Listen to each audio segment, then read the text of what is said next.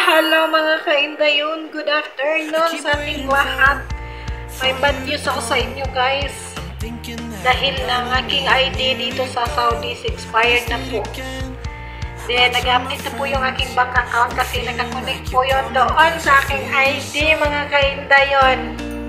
Kaya pinabasa ko sa aking alaga kanina na expired na yung aking ikama. Then yung sinabi ng aking amo, ano yung sagot niya? Okay.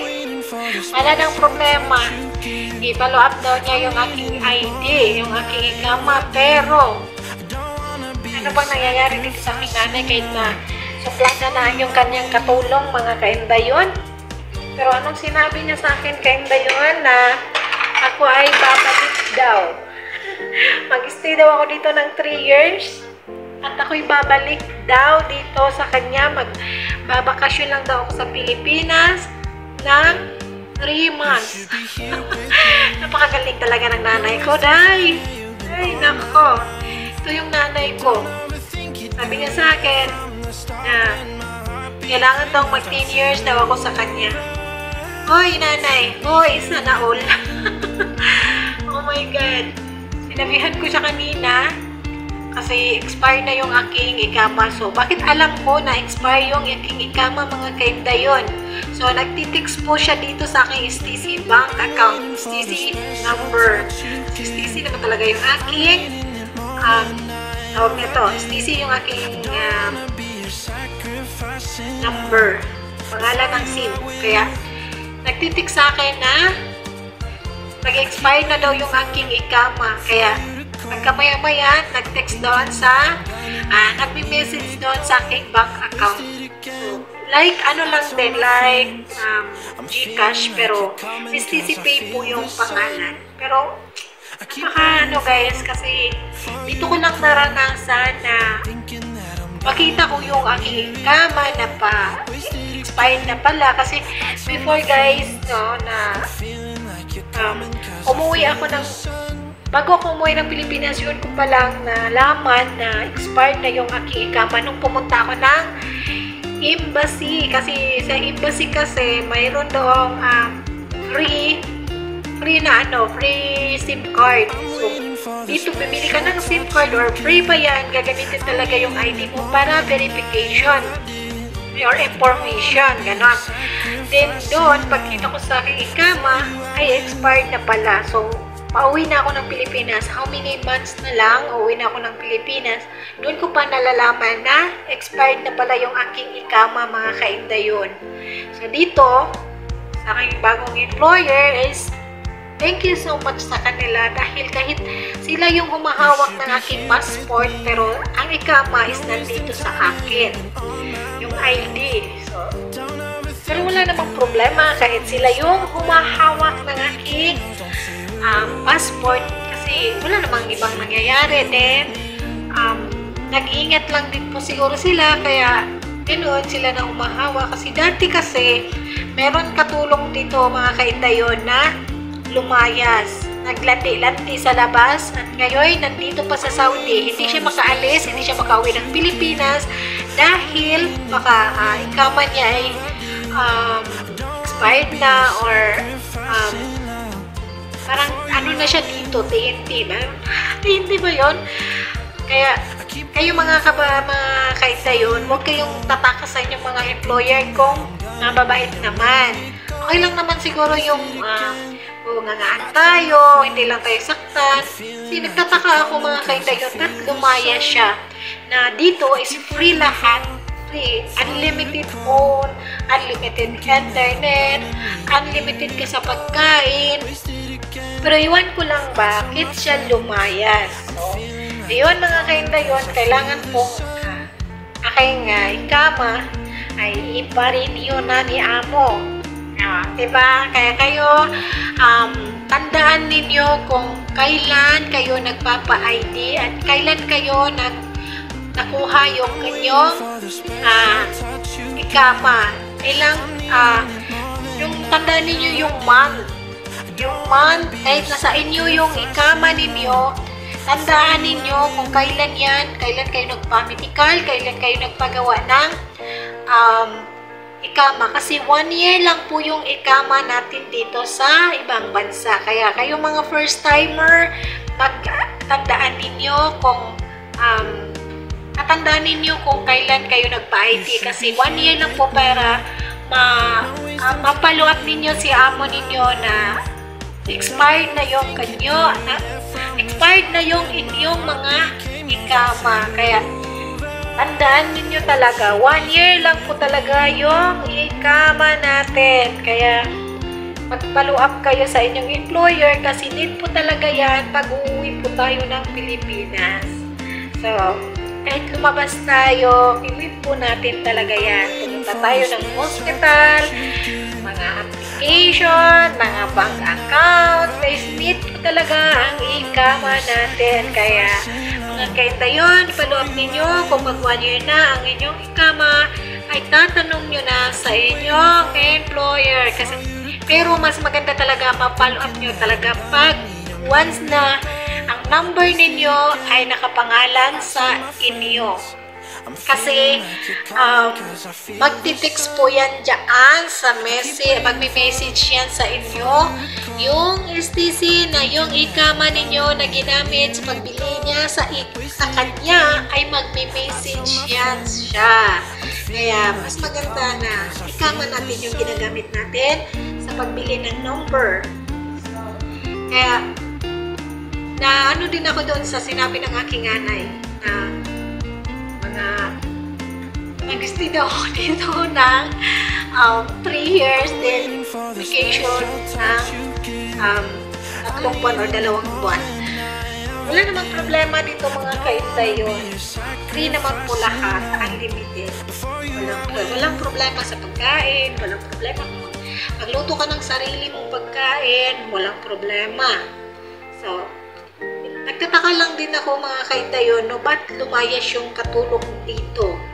So, natural lang naman siguro kung may konting ano tayo, may mga tawag nito, mga konting something lang, di ba?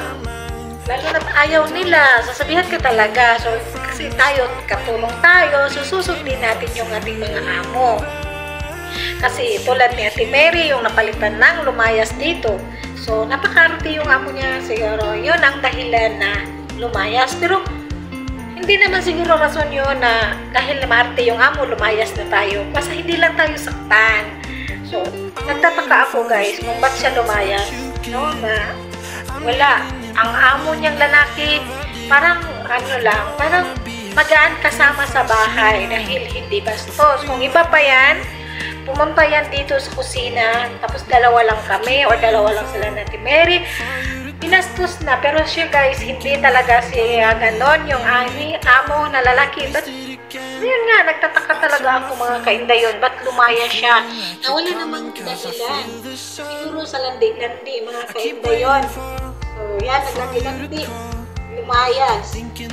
Kaya, wala namang problema. Natural. Siguro sa ginagawa niya, na puro lang cellphone, puro lang maka-headset. Kaya siguro pinapagalitan ni amo dahil pag nagtawag na si amo, hindi ko naririnig dahil naka-headset palagi. Kaya yan, ang iwas-iwasan natin na naka-headset tayo, lalo na gising na yung ating nanay. Hindi pwedeng maka-headset tayo. Kailangan talagang alert your dalunggan. Alert your tenga. Kasi pag once nagising na yun sila, tawag na yan ang tawag sa'yo. Tapos, yan, napagalingan ka. Once na headset ka. Kasi hindi mo maririnig si nanay kung tumawag. Kaya sobra talaga akong pero hindi ko naman masabi talaga na sobrang bait yung aking nanay. Pero 1 year na po ako dito. 1 year and 2 months. So, sinabihan ko siya na nanay, expired na yung aking ikama. Then, sabi niya, alam niya. 1 year ka na pala. Sobra na, 1 year and 2 months. Anong sinabi niya sa akin, parang nalungkot siya, pero sabi ko sa kanya, inshallah, 3 years here, you'll stay your home. Charot, English. Magti 3 years, inshallah ako. Kung hindi, magbabakasyon lang sa Pilipinas. Sana, mabait pa siya. Hindi naman masyadong grabe yung aking amo dito.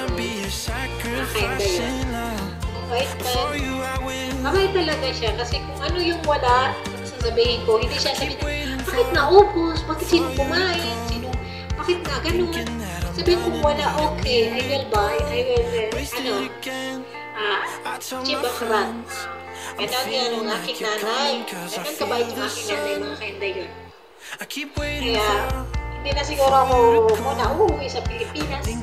Kung matatapos sana, hindi magbabago yung aking nanay hanggang sa matapos maging more than years pa ako mag-stay dito. Kaya nakita ko kasi yung kanyang reaction pag sabi ko na expired na yung aking ID. So, yun. Kasi sabi ko yung pag-expired kayo, kasi yung ikama, yung ID mo, hindi ka na makapag-send ng pera sa Pilipinas. At siguro makapag-receive ka ng pera, send sa'yo yung pera sa sticky account mo. Pero parang ang pagkakaalam ko, hindi ka na makasend ng pera sa Pilipinas. Kasi dumadaan dun sa ikama mo. Kaya kayo, pag may CCP kayo, palot nyo na yung ikama ninyo after 1 year. Paano nyo sa amo ninyo?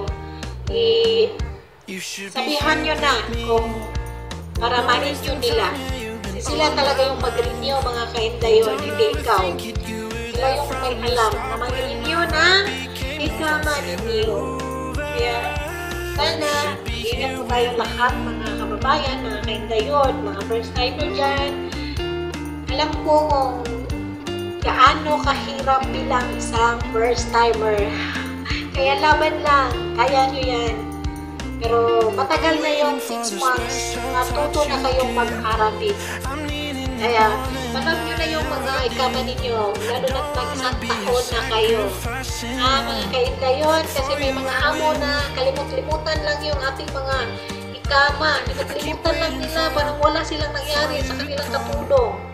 Kaya, follow up ninyo yung inyong employer.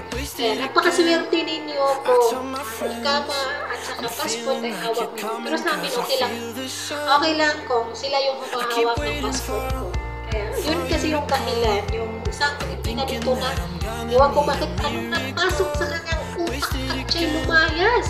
Siya'y naglandi-landi daw sa labas. Sumama daw sa kanyang boyfriend sa labas.